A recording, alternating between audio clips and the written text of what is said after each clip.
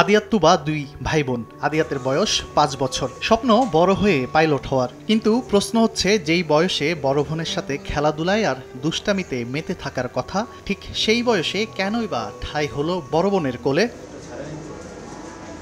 আদিয়াত মূলত বিরল রোগে আক্রান্ত।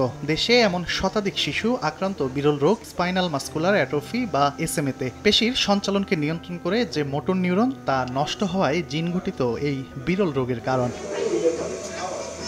মঙ্গলবার সকালে কিউর এসএমএর বাংলাদেশের পক্ষ থেকে দেশে প্রথমবারের মতো বিনামূল্যে এসএমএতে আক্রান্ত শিশুদের সেবা দেওয়া হয়। এ সময় অভিভাবকরা দাবি করেন, বিশ্বের অন্যান্য দেশের মতো সরকারিভাবে এসএমএ রোগীদের জন্য ওষুধের ব্যবস্থা করতে হবে। এসএমএ পেশেন্ট যারা আছে, হাতে পায়ে যেহেতু মুভমেন্ট কম, নড়াচড়া কম করে, তার জন্য কিন্তু তাদের অসুখ বেশি হয়। এই জন্য হাতে পায়ের ব্যায়ামটা যদি করানো যায়, কনসিকুয়েন্টলি বিটুইন প্যারেন্টস, এইটা অ্যাভয়েড করা উচিত। এই ধরনের যদি সচেতনতা হয় এবং কাজিন মেয়ের যদি একটু কম করা হয়, তাহলে কিন্তু এই ধরনের জটিল অসুখগুলো কম হবে।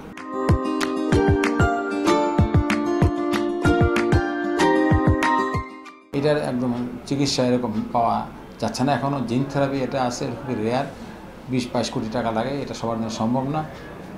কাজে তাদেরকে এই সাপোর্টিভ চিকিৎসা দিয়ে আমরা অন্তত ভালো রাখার চেষ্টা করতে পারি। এদিকে চিকিৎসকরা বলছেন, এসএমএ রোগটি বাবা মায়ের জিনগত সমস্যার কারণেই হয়ে থাকে। আমার বাচ্চা টাইপ 2, আবার অনেকে টাইপ 3-4 পর্যন্ত আছে।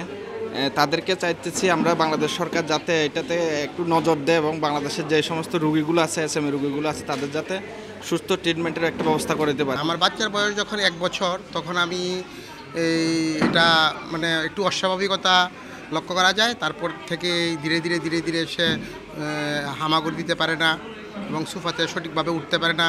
তখন থেকে আমার কাছে কিছু অস্বাভাবিক মনে হচ্ছিল। তখন ডাক্তারের শরণাপন্ন হই এবং বিভিন্ন টেস্ট করার পরে যখন কোনো রোগ ধরা পড়ে না, তখন যে এসএমএ টেস্টটা করার পরে এটা এসএমএ শনাক্ত হয়।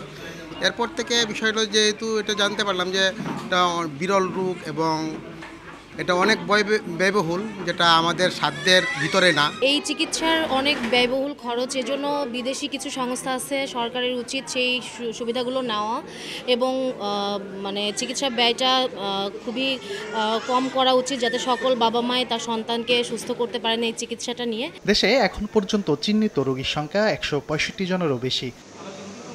তানভীর হাসান মেঘ, সময় সংবাদ, ঢাকা।